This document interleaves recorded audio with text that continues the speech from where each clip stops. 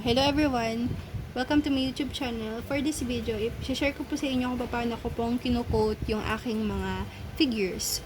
So, applicable lang po siya sa air dry clay. Kailangan po first is open yung area natin para yung amoy niya kasi gagamit tayo ng air spray. Air spray, pwede kang gumamit ng flat, clear, or clear. So, any kind naman ng air spray would do. But I'm using this Boston. And, first, ginagawa ko is, nire-remove ko muna yung dust niya. Overall, lahat-lahat ng mga dumi-dumi niya. And then, tsaka ko siya isasabit. So, sinasabit ko siya using, pwedeng sinulid, or yung mga hindi na nagagamit na mga bakal. So, pwede rin yun. Tapos, pwede rin naman yung ganito. Lalagyan mo siya ng scotch tape para hindi siya malagyan ng air spray. So, yun lang naman. Pag tamad-tamad ka.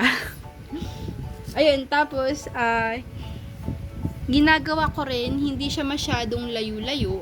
Kasi, sayang kasi sa air spray. Para nalalagyan ko lahat. Kung ano man, so, di ba, kung may mga sobra man, nalalagyan din. So, kasi ang gusto ko, as much as possible, nagkakaroon siya ng coat lahat, tapos makapal. Yun. Gusto ko makapal yung coat niya. Tapos, ayan. So, let's start na kung paano ko siyang nilalagay. Tapos, meron din ako dito, ayan, yung brand new electric fan namin, ginagamit ko para panghangin-hangin dun sa aking gawa. Para mas matuyo siya agad. Ayoko nung hangin. Hintayin ko muna si Chiki. Chiki! Ingay mo Ayoko nung nilalagay ko siya dun sa area na sobrang hangin. Kasi, ang nangyayari, baka magkaroon siya ng dumi ulit or magkadikit-dikit siya ng sobra. So, okay na yung hangin na to sa akin for me. Yeah. So, let's start na with our... Tayin ko muna yung electric fan. And then, I'm gonna use Boston Clear. Ngayon, inalog ko muna siya bago ko siya gamitin. And then, at least 10 each way. Ay, Chiki, lumayas ko muna dyan. Maamoy mo to.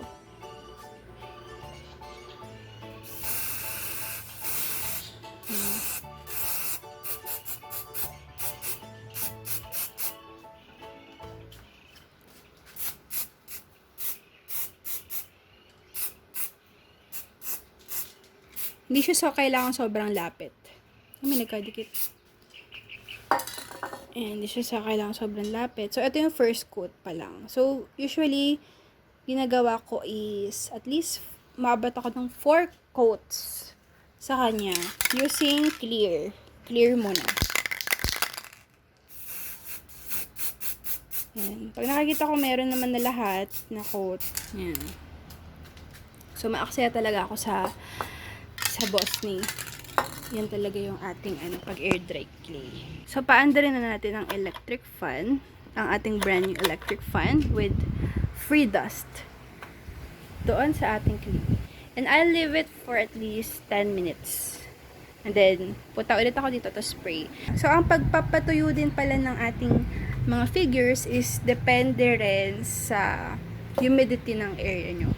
So, like me, medyo mainit, maalinsangan yung area ng work ko, ay ng pagpapatuyuan ko. So, mabilis lang siya matutuyo. So, pag mga maulan-ulan, ganyan, so, medyo may katagalan. So, eto, at least 10 minutes, pwede ko na siyang bat.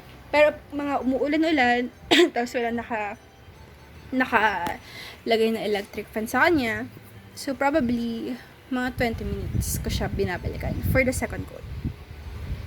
So, see you later. A few moments later. So yun guys, binalikan ko na siya for 5 minutes lang and makikita mo na tuyo na yung nilagay ko na coat sa kanya. Let's go for the second coat. Clear. Ay, wait. Electric fan always.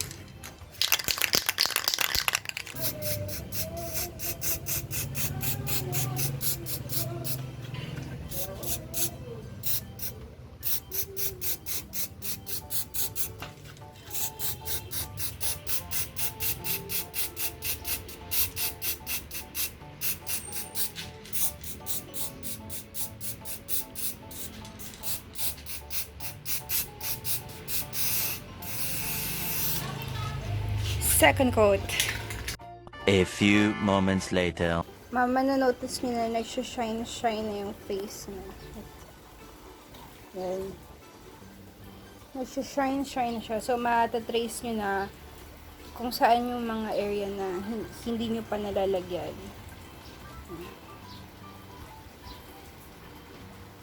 Ito yung likod niya, yung nagkulang ako sa likod. So, yun. Check nyo rin yan. Ito sa bandang ulo.